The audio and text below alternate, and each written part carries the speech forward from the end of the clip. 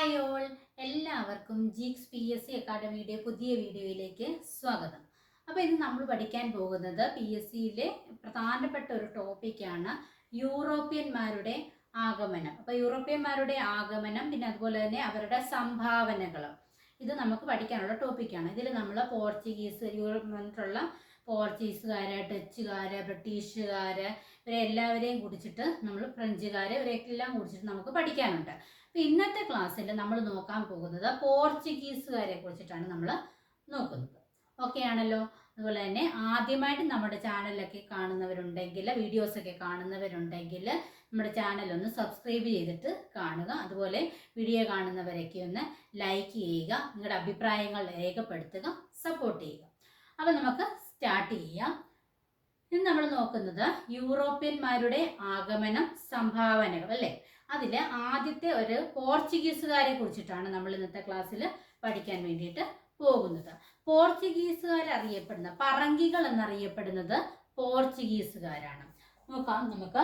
ഇന്ത്യയിൽ കടൽ മാർഗം കച്ചവടത്തിനെത്തിയ ആദ്യ യൂറോപ്യൻ ശക്തികളാണ്. ഇന്ത്യയിൽ കടൽ മാർഗം കച്ചവടത്തിനെത്തിയ ആദ്യ യൂറോപ്യൻ ശക്തികളാണ് പോർച്ചുഗീസുകാർ.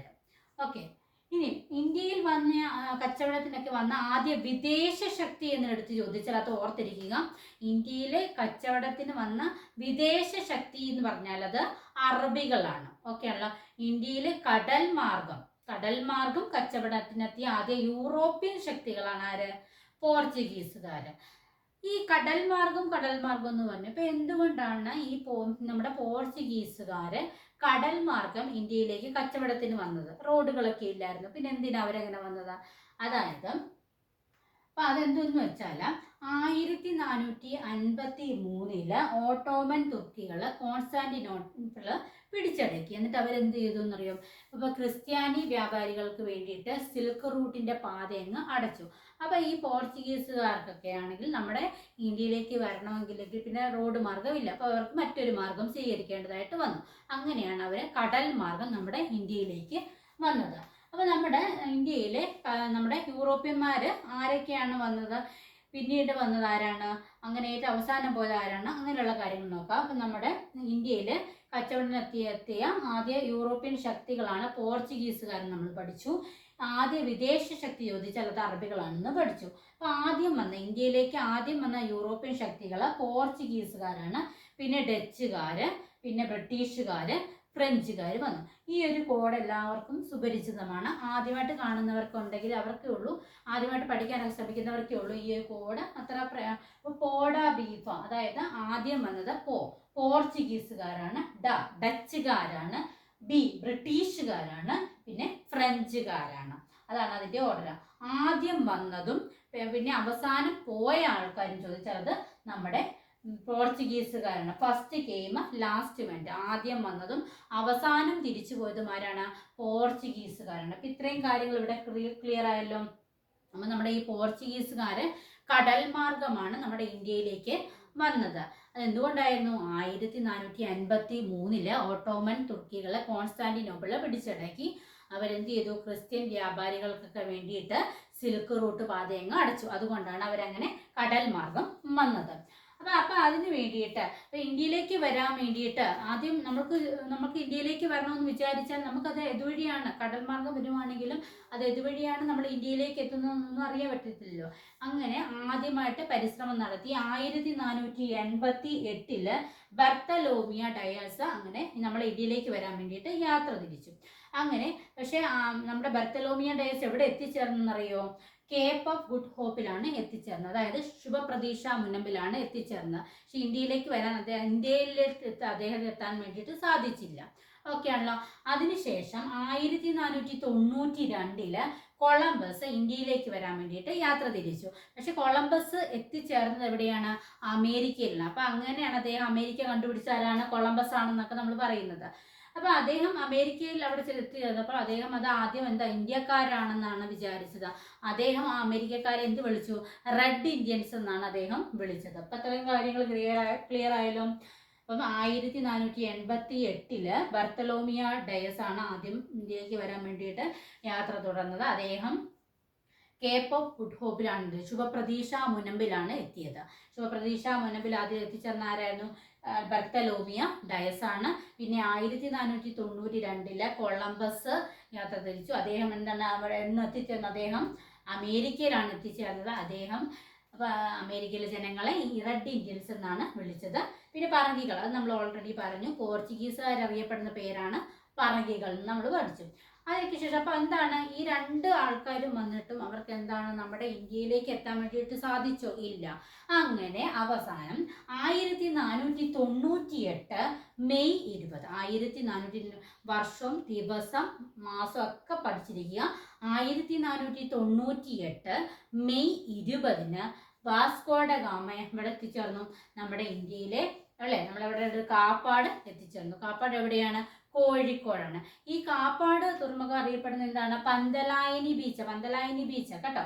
ഏത് പഞ്ചായത്ത് ചോദിച്ചാൽ ചേമഞ്ചേരി പഞ്ചായത്താണ്. അദ്ദേഹം എത്തിച്ചേർന്നു. അദ്ദേഹത്തിനോടൊപ്പം അദ്ദേഹം വന്നപ്പം അദ്ദേഹത്തിന് അകമ്പടിയായിട്ട് 3 കപ്പലുകൾ ഉണ്ടായിരുന്നു. ആ 3 കപ്പലുകളാണ് saint Gabriel, saint Raphael, saint ബെറിയും. ഇതിനകത്ത് അദ്ദേഹം സഞ്ചരിച്ചത് ഏത് കപ്പലിലായിരുന്നു? സെന്റ് ഗബ്രിയലാണ് അദ്ദേഹം സഞ്ചരിച്ചത്. അപ്പോൾ 1498 May 20 Vasco da Gama Kozhikode Kappad കടപ്പുറത്ത് എത്തിച്ചേർന്നു. കാപ്പാട് എന്താ അറിയപ്പെടുന്നത്? പന്തലായനി ബീച്ച് എന്ന് അറിയപ്പെടുന്നത്. ഏത് പഞ്ചായത്താ? ചേമഞ്ചേരി പഞ്ചായത്ത്. ഇതൊക്കെ ഇമ്പോർട്ടൻ്റ് ആണ്. ഇപ്പം നിങ്ങൾക്കറിയാം, വൺ വേർഡ് ടൈപ്പ് വന്നാലും സ്റ്റേറ്റ്മെൻറ്റ് ടൈപ്പ് വന്നാലും നമ്മൾ എല്ലാ കാര്യങ്ങളും മനസ്സിലാക്കിയാൽ മാത്രമേ നമുക്ക് അത് ശരിക്കും അറ്റൻഡ് ചെയ്യാൻ വേണ്ടിയിട്ട് സാധിക്കൂ, അല്ലേ? കോമ്പറ്റീഷനൊക്കെ ഭയങ്കര ടഫായിട്ട് വരുവാണ്. അപ്പോൾ അത്രയും കിട്ടിയല്ലോ. ഇനി നമ്മുടെ വാസ്കോ ഡ ഗാമയെ ഇന്ത്യയിലേക്ക് അയച്ചു. ആരാണ് അയച്ചത്? മാനുവൽ രാജാവാണ് അയച്ചത്. മാനുവൽ ഫസ്റ്റ് ആണ് അയച്ചത്. അപ്പം നമ്മൾക്ക് അങ്ങനെ നമ്മുടെ വാസ്കോ ഡ ഗാമയ്ക്ക് നമ്മുടെ ഇന്ത്യയിൽ, നമ്മുടെ കേരളത്തിൽ എത്തിച്ചേർന്നു, അല്ലേ? ഇന്ത്യയിൽ കേരളത്തിൽ എത്തിച്ചേർന്നിട്ട് അദ്ദേഹം പിറ്റേ വർഷം തന്നെ 1499 അദ്ദേഹം തിരിച്ചുപോയി. ആ തിരിച്ചു പോയപ്പം അദ്ദേഹത്തിന് എന്തുമാത്രം യാത്രാ ചെലവുകൾ വേണ്ടി വന്നോ അതിനേക്കാളിലും കൂടുതൽ അദ്ദേഹത്തിന് ലാഭം നേടാൻ പറ്റി. അദ്ദേഹം എന്ത് ചെയ്തെന്നറിയോ? ഇവിടെ നിന്നുള്ള നമ്മുടെ സുഗന്ധദ്രവ്യങ്ങളൊക്കെ കൊണ്ടുപോയിട്ട് അദ്ദേഹം വിറ്റു. അപ്പോൾ അത് വിൽക്കുകയൊക്കെ ചെയ്തപ്പോൾ അദ്ദേഹം ചെലവാക്കിയ തുകയേക്കാൾ കൂടുതൽ തുകയൊക്കെ കിട്ടി. അപ്പോൾ അതുകൊണ്ട് എന്താണ്, ഇന്ത്യൻ മഹാസമുദ്രത്തിലെ സേനാധിപതി എന്ന് ആരെ വിളിച്ചു? വാസ്കോ ഡ ഗാമയെ ആര് വിളിച്ചു? മാനുവൽ രാജാവ് പറഞ്ഞത് ഇന്ത്യൻ മഹാസമുദ്രത്തിലെ സേനാധിപതി എന്നാണ് അദ്ദേഹത്തിന് പറഞ്ഞത്. ഓക്കെ ആണല്ലോ. അപ്പൊ 1498 മെയ് 20 വന്നു. 1499 ആയപ്പോൾ അദ്ദേഹം തിരിച്ചുപോയി. അതിനുശേഷം വീണ്ടും 1502 വന്നു. അത് കഴിഞ്ഞിട്ട് അതിനത്ര വലിയ പ്രത്യേകത ഒന്നുമില്ല. പക്ഷെ അത് കഴിഞ്ഞ ശേഷം അദ്ദേഹം പോയിട്ട് വീണ്ടും 1524 വന്നു. ആ 24 അദ്ദേഹം വന്നപ്പോൾ അദ്ദേഹം എന്താണ്, വൈസ്രോയി ആയിട്ടായിരുന്നു വന്നത്. അപ്പൊ അങ്ങനെ വന്ന് ആ വർഷം തന്നെ 1524 ഡിസംബർ 24 എന്ത് പറ്റിയെന്നറിയോ? നമ്മുടെ വാസ്കോ ഡ ഗാമ മരണമടഞ്ഞു. ഓക്കെ ആണല്ലോ. ഓക്കെ, അങ്ങനെ 1524 ഡിസംബർ 24 മരണമടഞ്ഞ് പറഞ്ഞു.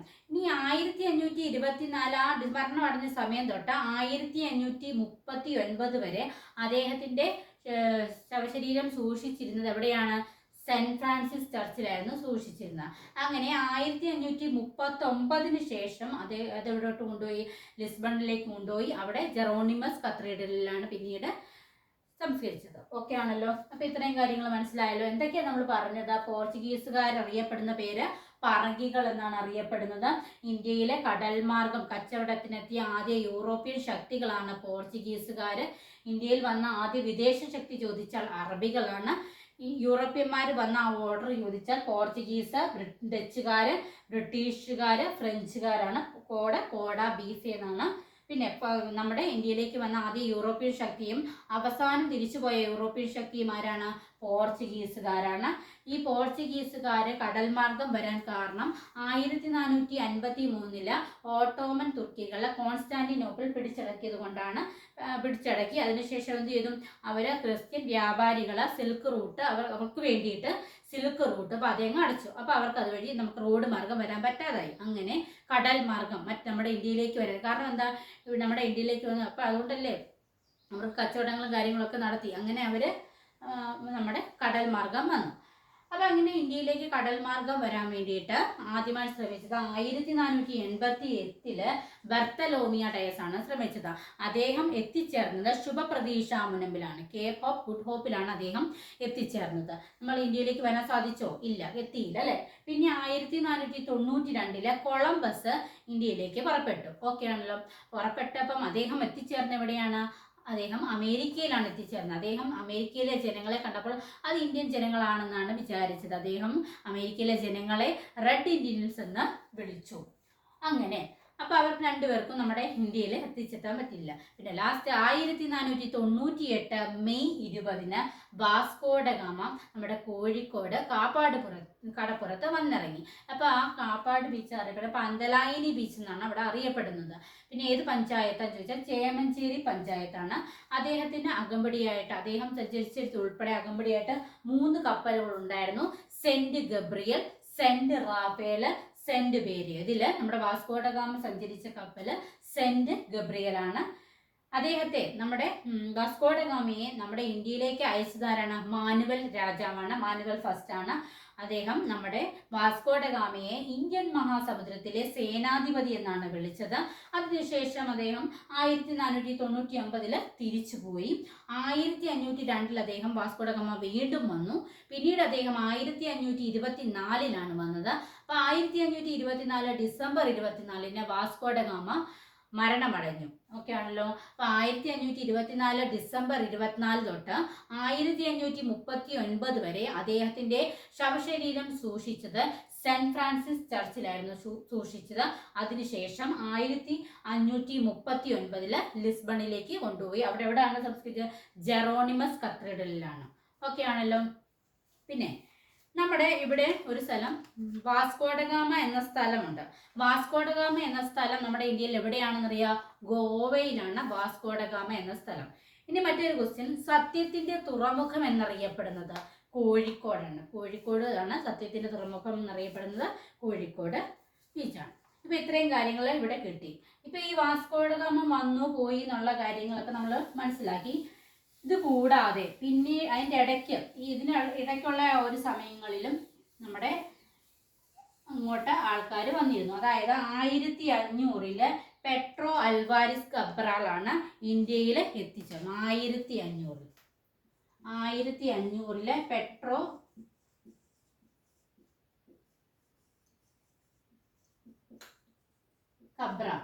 അൽവാരിസ് കബ്രാൾ നമ്മുടെ ഇവിടെ എത്തിച്ചേർന്നു. വന്നപ്പോൾ അദ്ദേഹത്തിന് ഒരു സഹായി ഉണ്ടായിരുന്നു.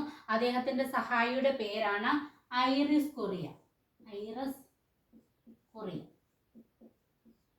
ഇതാരാണ്? പെട്രോൾ അൽവാരിസിന്റെ സഹായിയാണ് അല്ലെ. പെട്രോൾ അൽവാരിസിന്റെ സഹായിയാണ് ഐറിസ് കൊറിയ എന്ന് പറയുന്നത്. അദ്ദേഹം എന്ത് ചെയ്തെന്ന് ഈ നമ്മുടെ 1500 വന്ന പെട്രോൾ അൽവാരിസ് കബ്രാള് നമ്മുടെ കൊച്ചി രാജാവിനെയൊക്കെ പ്രീതിപ്പെടുത്തി. എന്നിട്ട് എന്ത് ചെയ്തു? കൊച്ചിയിലെ പണ്ടകശാല സ്ഥാപിച്ചു. അതൊരു PSC ക്വസ്റ്റ്യൻ ആണ്. കൊച്ചിയിലെ പണ്ടകശാല സ്ഥാപിച്ചത് ആരാന്ന് ചോദിച്ചാൽ പെട്രോ അൽവാരിസ് കബ്രാളാണ്. 1500 വന്നത്. അദ്ദേഹത്തിന്റെ സഹായിയായിരുന്നു ഐറിസ് കൊറിയ. അവരെന്ത് ചെയ്തു? കൊച്ചി രാജാവിനെ പ്രീതിപ്പെടുത്തിയിട്ട് കൊച്ചിയിലെ പണ്ടകശാലയൊക്കെ സ്ഥാപിച്ചു. അതിനുശേഷം 1503 വന്ന 1503 അൽബുക്കർക്ക് വന്നു. 1503 അൽബുക്കർക്ക് വന്നു. ഇനി നമ്മൾ പഠിക്കാൻ പോകുന്നത്, അദ്ദേഹം വന്നു. പക്ഷെ ആ വരവിന് അത്ര വലിയ പ്രാധാന്യമൊന്നും ഇല്ലായിരുന്നു. പക്ഷേ 1505 to 1509 വരെ ഇവിടെ ആരുണ്ടായിരുന്നു അറിയാവോ? ഫ്രാൻസിസ് കോടി അൽമേഡ ഉണ്ടായിരുന്നു. ഫ്രാൻസിസ് കോടി അൽമേഡ ഉണ്ടായിരുന്നു. ഓക്കെ. അപ്പം ഫസ്റ്റ് പോർച്ചുഗീസ് വൈസ്രോയി ഇൻ ഇന്ത്യയാണ്. നമ്മുടെ ഇന്ത്യയിലെ ആദ്യത്തെ പോർച്ചുഗീസ് വൈസ്രോയി ആണ്. അദ്ദേഹത്തിന് ആരായിരുന്നു? ഫ്രാൻസിസ് കോടി അൽമേഡയാണ്. 1505 മുതൽ 1509 വരെ ഉണ്ടായിരുന്നു. അദ്ദേഹം എന്ത് ചെയ്യുന്നല്ലോ? സമുദ്രത്തില് ഒരു കടൽമാർഗ്ഗമൊക്കെ വരുന്നത്. അപ്പൊ ഈ സമുദ്രത്തില് ആധിപത്യമൊക്കെ സ്ഥാപിക്കാൻ വേണ്ടിയിട്ട് ശക്തമായ ഒരു നാവിക പടയൊക്കെ ഉണ്ടാക്കി. എന്നിട്ട് ഒരു നയം സ്വീകരിച്ചു. ആ നയമാണ് ബ്ലൂ വാട്ടർ പോളിസി. പോളിസി. അത് നീല ജല നയം. ഇതൊക്കെ പരീക്ഷയിൽ ചോദിച്ചിട്ടുള്ളതാണ്. ബ്ലൂ വാട്ടർ പോളിസി ആരുടെയാണ്? നീലജല നയം ആരുടെയാണ്? പിന്നെ കൊച്ചിയിൽ പണ്ടകശാല സ്ഥാപിച്ചത് ആരായിരുന്നു? പെട്രോ അൽവാരിസ് കബ്രാൾ ആയിരുന്നു അല്ലെ. നീലജലം നയം ആരുടെയാണ്? അൽമേഡയുടെ ആണ്. 1503 ആര് വന്നു? അൽബുക്കർക്ക് വന്നു. പക്ഷേ ഇന്ത്യയിലെ ആദ്യത്തെ പോർച്ചുഗീസ് വൈസ്രോയി ആരായിരുന്നു? ഫ്രാൻസിസ്കോ ഡി അൽമേഡ ആയിരുന്നു. അത്രയും കാര്യങ്ങൾ അവിടെ ഓർത്തിരിക്കുക. അങ്ങനെ പറഞ്ഞു നമ്മൾ 1505 മുതൽ 1509 വരെയാണ് പറഞ്ഞു. അങ്ങനെ 1505 ആഞ്ചലോ ഫോർട്ട്, 1505 കണ്ണൂരില് ആഞ്ചലോ ഫോർട്ട് സ്ഥാപിച്ചു.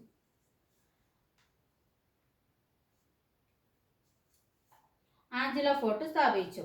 ഇന്ത്യയില് പക്ഷെ നമ്മുടെ ഫോർട്ട് എന്ന് പറഞ്ഞാൽ ഇതല്ലേ, കോട്ട. പക്ഷേ ഇന്ത്യയിലെ ഈ പോർച്ചുഗീസുകാർ നിർമ്മിച്ച രണ്ടാമത്തെ കോട്ടയാണ് ഇത്. ആദ്യത്തെ കോട്ട ഏതെന്നറിയോ? മാനുവൽ കോട്ടയാണ്. നമ്മൾ അടുത്തായിട്ട് പറയും. ഇനി നമ്മൾ അടുത്തായിട്ട് പഠിക്കേണ്ടത് 1505 to 1509 ആര് വന്നു? ഫ്രാൻസിസ്കോ ഡി അൽമേഡ വന്നു.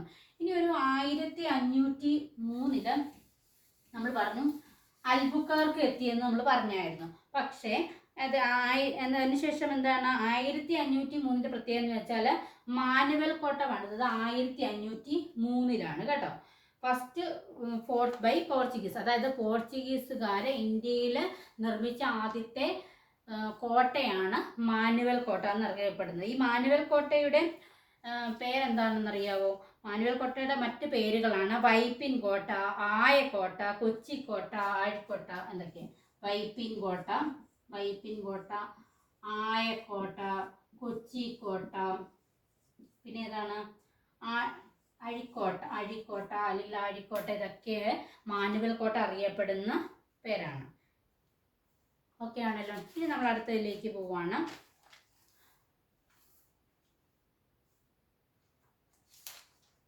ഓക്കെ, ഈ അൽബുക്കർക്കിന്റെ പ്രത്യേകത എന്ന് പറഞ്ഞാൽ 1509 മുതൽ 1505 മുതൽ 1509 വരെ ആരായിരുന്നു? Francisco de അൽമേഡയായിരുന്നു.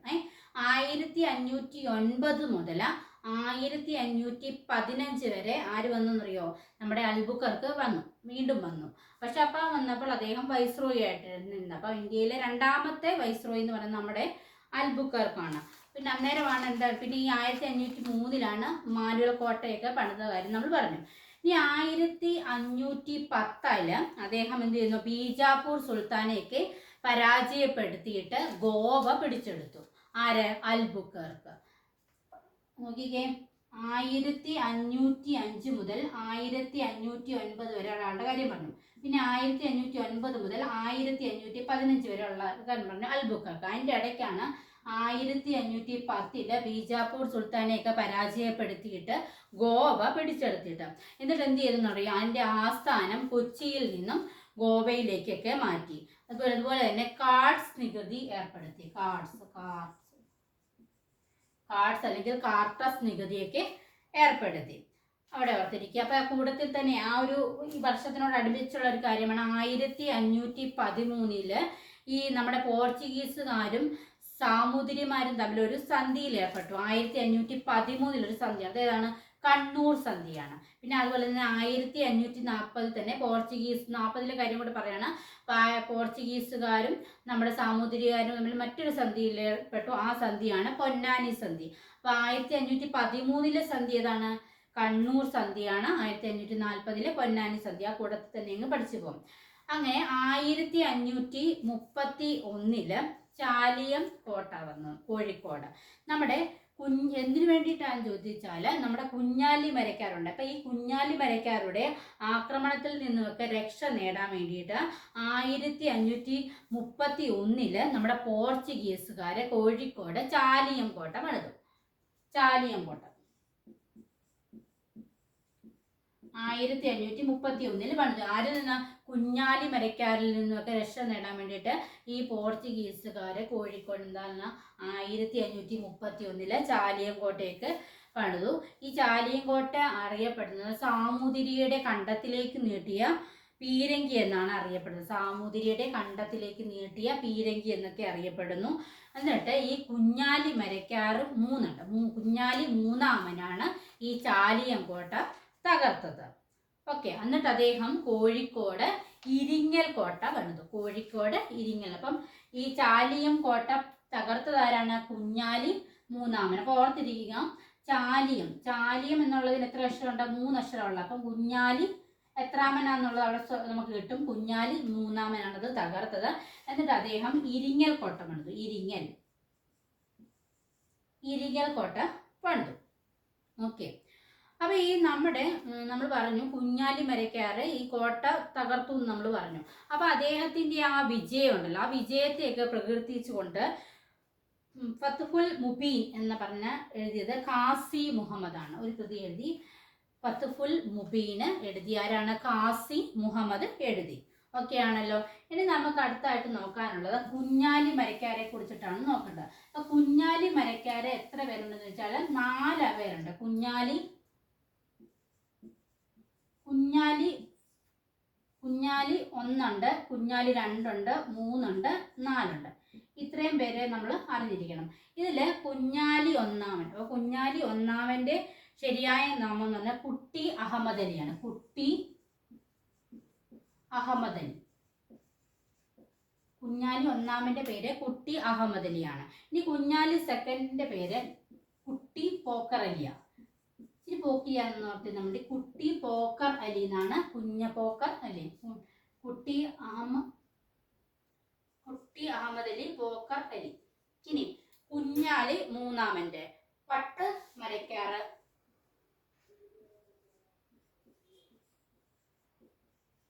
അല്ലെങ്കിൽ പടമരക്കാർ എന്നൊക്കെയായിരുന്നു അറിയപ്പെട്ടിരുന്നത്. 4ാമത്തെ പേരാണ് മുഹമ്മദ് അലി മരക്കാർ. ഓക്കെ. കുഞ്ഞാലി 4 പേരുണ്ടായിരുന്നു. കുട്ടി മുഹമ്മദ് അലി, കുട്ടി പോക്കർ അലി, കുഞ്ഞാലി മൂന്നാമന് പട്ട് മരക്കാർ അല്ലെങ്കിൽ പടമരക്കാറ്, 4ാമനാണ് മുഹമ്മദ് അലി മരക്കാറ്. ഇതിൽ കുഞ്ഞാലി മൂന്നാമനാണ് നമ്മുടെ ചാലിയങ്കോട്ടയൊക്കെ തകർത്തത്. ഇനി നോക്കിക്കേ, ഈ മുഹമ്മദ് അലി മരക്കാറുണ്ട്. ഈ കുഞ്ഞാലി 4ാമൻ. അപ്പൊ അദ്ദേഹത്തെ നമ്മുടെ അറബിക്കടലിന്റെ സേനാധിപതി, മുസ്ലിങ്ങളുടെ രാജാവ് എന്നൊക്കെ പേരിലായിരുന്നു നമ്മുടെ കുഞ്ഞാലി 4ാമൻ അറിയപ്പെട്ടിരുന്നത്. ഇനി ഈ കുഞ്ഞാലി മരക്കാർ എന്ന് പറഞ്ഞാലൊക്കെ എന്തെന്ന് പറഞ്ഞാൽ എന്താണ്? നമ്മുടെ സാമൂതിരിയുടെ നാവികപ്പടയുടെ തലവന്മാരെയാണ് നമ്മൾ ഈ കുഞ്ഞാലി എന്നൊക്കെ പറയുന്നത്. ഈ സാമൂതിരിയുടെ മന്ത്രിമാരുടെ പേരെന്താണെന്നറിയോ? മങ്ങാട്ടച്ചനാണ്. സാമൂതിരിയുടെ മന്ത്രിമാര് മങ്ങാട്ടച്ചനാണ്. സാമൂതിരിയുടെ നാവിക സേനയുടെ തലവന്മാരാണ് കുഞ്ഞാലി. അങ്ങനെ കുഞ്ഞാലി 4 പേരുണ്ട്. ഓക്കെ. മൂന്നാമനാണ് ചാലിയങ്കോട്ട തകർത്തത്. അത്രയും വരെ എത്തി. ഈ കുഞ്ഞാലി 4ാമനെ സാധാരണക്കാരായ ജനങ്ങൾക്കൊക്കെ ഭയങ്കര ഇഷ്ടമൊക്കെ ആയിരുന്നു. എന്നിട്ട് ഈ നമ്മുടെ സാമൂതിരിയുമായിട്ട് ഈ പോർച്ചുഗീസുകാരൊരു ചർച്ചയൊക്കെ ഏർപ്പെട്ടിട്ട് ഈ സാമൂതിരിയുടെ ഒരു മൗന സമ്മതത്തോടെ കൂടിയിട്ടാണ് നമ്മുടെ ഈ കുഞ്ഞാലി 4ാമനെയൊക്കെ അവർ കൊണ്ടുപോയിട്ട് വധിച്ചു. അങ്ങനെ 1600-ലാണ് കുഞ്ഞാലി 4ാമനെ വധിച്ചത്. ഓക്കെ. ഇനിയും ഇപ്പൊ ഈ കുഞ്ഞാലി മരക്കാരൻ എല്ലാവർക്കും ഇഷ്ടമായിരുന്നു എന്നൊക്കെ പറഞ്ഞു. അങ്ങനെ ഈ നാവിക സേനയുടെ ഒരു പരിശീലന കേന്ദ്രമുണ്ട്. INS കുഞ്ഞാലി എന്നറിയപ്പെടുന്ന നാവിക സേനയുടെ ഒരു പരിശീലന കേന്ദ്രമുണ്ട്. അത് എവിടെയാണെന്ന് ചോദിച്ചാൽ മുംബൈയിലാണ്. ഒരു ഇമ്പോർട്ടൻറ്റ് പോയിന്റ് ആണ്. INS കുഞ്ഞാലി നാവിക സേന പരിശീലന കേന്ദ്രം എവിടെയാണ്? മുംബൈയിലാണ്. പിന്നെ അദ്ദേഹത്തിൻ്റെയോടുള്ള ആദര സൂചകമായിട്ട് 2002 സ്റ്റാമ്പും വന്നു. കുഞ്ഞാലിയുടെ പടമുള്ള സ്റ്റാമ്പും വന്നു. ഇത്രയും കാര്യങ്ങൾ അവിടെ ഓർത്തിരിക്കുക. പിന്നെ ഇനി അടുത്ത് നമുക്ക് നോക്കാനുള്ളത് പോർച്ചുഗീസ് ഈസ്റ്റ് ഇന്ത്യ കമ്പനി സ്ഥാപിച്ച വർഷം 1628-ലാണ് പോർച്ചുഗീസ് ഈസ്റ്റ് ഇന്ത്യ കമ്പനി സ്ഥാപിച്ചത്. പിന്നെ അതുപോലെ തന്നെ തൂഫത്തുൽ മുജാഹിദി അതാരുടെയാണ്? ഷെയ്ഖ് സൈനുദ്ദീൻ്റെ ആയിരുന്നു. ഇത്രയും കാര്യങ്ങളാണ് നമ്മൾ അവിടെ അറിഞ്ഞിരിക്കേണ്ടത്. അപ്പോൾ നമ്മൾ പോർച്ചുഗീസുകാരെ കുറിച്ചിട്ടുള്ള ഒരു ബേസിക് ഐഡിയ കിട്ടി. ഇനി നമുക്ക് പഠിക്കാനുണ്ടായിരുന്നു യൂറോപ്യന്മാരുടെ ആഗമനം, അവരുടെ സംഭാവനകളും പഠിക്കാനുണ്ട്. അപ്പോൾ നമ്മൾ പോർച്ചുഗീസുകാരുടെ സംഭാവനകൾ നമ്മൾ അറിഞ്ഞിരിക്കണം. അപ്പോൾ പോർച്ചുഗീസുകാരുടെ സംഭാവനകൾ നമ്മൾ കുറച്ച് ഇപ്പോൾ തന്നെ നമ്മൾ മനസ്സിലാക്കി. അവരെന്താണ്? കോട്ടകളൊക്കെ പണിതിട്ടുണ്ട്. അതുപോലെ തന്നെ ആദ്യം യൂറോപ്യൻ സ്കൂള്, ആദ്യം യൂറോപ്യൻ സ്കൂൾ കൊച്ചിയിൽ സ്ഥാപിച്ചു. ഇപ്പോൾ കോട്ടകളൊക്കെ നമ്മുടെ പോർച്ചുഗീസുകാരുടെ സംഭാവനകളുണ്ട്. പിന്നെ അതുപോലെ തന്നെ യൂറോപ്യൻ സ്കൂള് എവിടെയാണ് സ്ഥാപിച്ചത്? കൊച്ചിയിൽ അല്ലേ.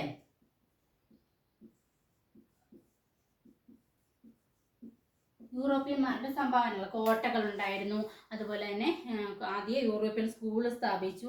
അതുപോലെ തന്നെ മട്ടാഞ്ചേരി പാലസ്, മട്ടാഞ്ചേരി കൊട്ടാരം, അതായത് മട്ടാഞ്ചേരി കൊട്ടാരം, ഇതൊക്കെ ആരെയാണ്? പോർച്ചുഗീസുകാരുടെ സംഭാവനയാണ് മട്ടാഞ്ചേരി കൊട്ടാരം.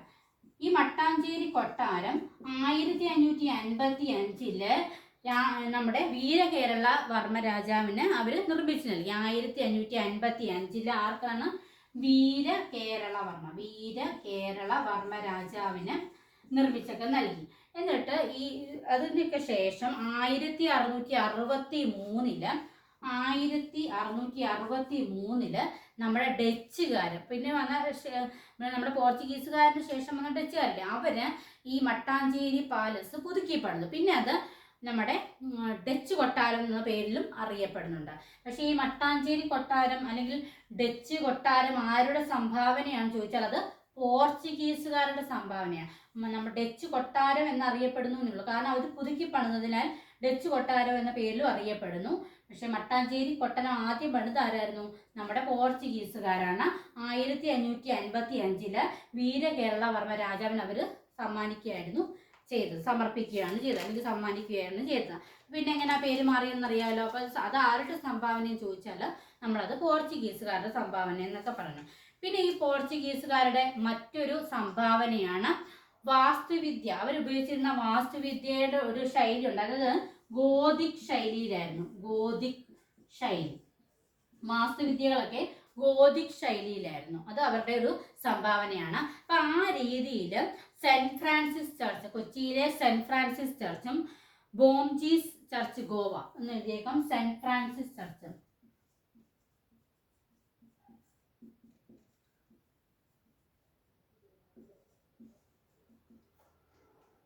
ബോംജീസ് ചർച്ച്. അപ്പം സെന്റ് ഫ്രാൻസിസ് ഇത് ഗോവയിലാണ്, ഇത് ഗോവയിലും ഇത് കൊച്ചിയിലും. അപ്പൊ ഈ രണ്ട് ചർച്ചുകളും നമ്മുടെ ഈ ഗോതിക് ശൈലിയിൽ നിർമ്മിച്ചിട്ടുള്ള ചർച്ചുകളാണ്. പിന്നെ അതുപോലെ തന്നെ അവര് ചവിട്ട് നാടകമൊക്കെ പ്രചരിപ്പിച്ചു. അപ്പൊ ചവിട്ട് നാടകമൊക്കെ ആരുടെ സംഭാവനയാണ്? പോർച്ചുഗീസുകാരുടെ സംഭാവനയാണ്. പിന്നെ അതുപോലെ തന്നെ മതപഠനത്തിനായിട്ട് സെമിനാരികളൊക്കെ സ്ഥാപിച്ചു. അങ്ങനെ പോർച്ചുഗീസുകാർ സ്ഥാപിച്ച ആദ്യത്തെ സെമിനാരി എവിടെയാണെന്നറിയോ? വാരാപ്പുഴയിലാണ്. വാരാപ്പുഴയിലാണ് പോർച്ചുഗീസുകാർ അവരുടെ സംഭാവനയായിട്ടുള്ള ആദ്യത്തെ സെമിനാരി. അപ്പൊ അത്രയും കാര്യങ്ങളാണ് അവിടെ. പിന്നെ അതുപോലെ തന്നെ അച്ചടിശാലകൾ സ്ഥാപിച്ചു. എന്തൊക്കെ സ്ഥാപിച്ചു? കോട്ടകൾ സ്ഥാപിച്ചു, അച്ചടിശാലകൾ സ്ഥാപിച്ചു, സെമിനാരികൾ സ്ഥാപിച്ചു, അല്ലേ? പിന്നെ മട്ടാഞ്ചേരി പാലസ് സ്ഥാപിച്ചു. പിന്നെ നമ്മൾ പറഞ്ഞു അവരുടെ വാസ്തുവിദ്യ ഗോതിക് ശൈലിയിലായിരുന്നു. അപ്പോൾ ആ രീതിയിൽ രണ്ട് ചർച്ചുകൾ അല്ലെ നിർമ്മിച്ചിട്ടുണ്ടായിരുന്നു. ഇതെല്ലാം ആരുടെയാണ്? പോർച്ചുഗീസുകാരുടെ സംഭാവനയാണ്. ഇത് കൂടാതെ പോർച്ചുഗീസുകാർ നമ്മുടെ കേരളം വന്നപ്പോൾ അവർ നമ്മുടെ കേരളത്തിൽ കുറേ കാർഷിക വിളകളും കൊണ്ടുവന്നിട്ടുണ്ട്. അതുപോലെ തന്നെ നമ്മൾ പറയുന്ന ചില വാക്കുകളൊക്കെ ഈ പോർച്ചുഗീസുകാരുടെ സംഭാവനയാണ്. പക്ഷെ നമ്മൾ നിത്യജീവിതത്തിൽ പറയുന്ന ചില വാക്കുകളുണ്ട്. ഇപ്പം മേശ, മേസ്തിരി, ഇങ്ങനെയുള്ള വാക്കുകൾ, ഫാക്ടറി, ഇതൊക്കെ ഈ വാക്കുകളെല്ലാം നമ്മുടെ പോർച്ചുഗീസുകാരുടെ വാക്കുകളാണ്, അവരുടെ ഒരു സംഭാവനയായിട്ടുള്ള വാക്കുകളാണ്. ഇനി പോർച്ചുഗീസുകാർ നമ്മുടെ ഇവിടെ കൊണ്ടുവന്ന കാർഷിക വിളകൾ ഏതൊക്കെയാണ് നമുക്കൊന്ന് പരിചയപ്പെടാം. ഒന്നാമത്തത് കൈതച്ചക്ക. കൈതച്ചക്ക നമ്മുടെ ഇവിടേക്ക് കൊണ്ടുവന്നത് പോർച്ചുഗീസുകാരാണ്. അതുപോലെ തന്നെ കൊണ്ടുവന്നതാണ് കശുവണ്ടി. കശുവണ്ടി കൊണ്ടുവന്നതും പോർച്ചുഗീസുകാരാണ്. പിന്നെ വറ്റൽ മുളക് കൊണ്ടുവന്നത് പോർച്ചുഗീസുകാരാണ്. ഈ വറ്റൽ മുളക് ചിലയിടത്ത് പറങ്കി മുളക് എന്നൊക്കെ അറിയപ്പെടുന്നുണ്ട്.